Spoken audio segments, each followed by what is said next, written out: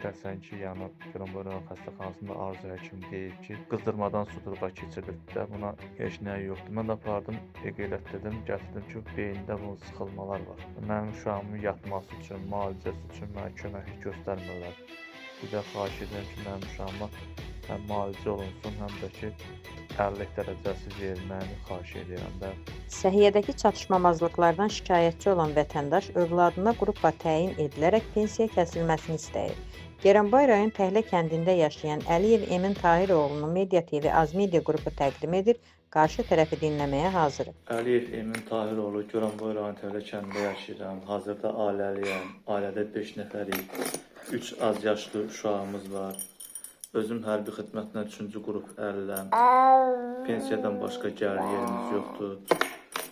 Oğlum Əliyev İslam Eminoğlu sentyabr ayının 19-da gecə saat 1 radələrində sudurğa keçdi. Təcili tibbi yardımla Goranboy rayon xəstəxanasına apardı. Orada tibbi yardım göstərildi. Oradan nevropatoloqdan dedilər ki, bunu aparıb Mingəçevir şəhərində başını EQ elətdirmək lazımdır.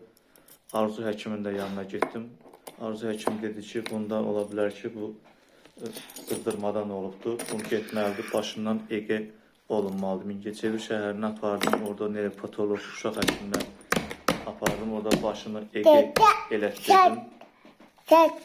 EQ elətdirəndən sonra cavablarını dedi, bu gördüyünüz kimi burada cavablar da hamısı yazılıbdır. Nevropatoloq dərman da yazıbdır, resept də buradadır. Mənim də gücüm çatmır bunları elətdirməyə. Dedi ki, bu nevropatoloq deyir ki, bu Bakı şəhərində uşaq xəstəxanasında yatmalıdır, yatış olmalıdır. Bunun müalicələri olunmalıdır. Mənim də gücüm çatmır. Mən bu müalicələri elətdirməyə xahiş edirəm ki, mənə bir köməklik göstərsinlər. Goranboy rayon icra hakimiyyətində də oldum.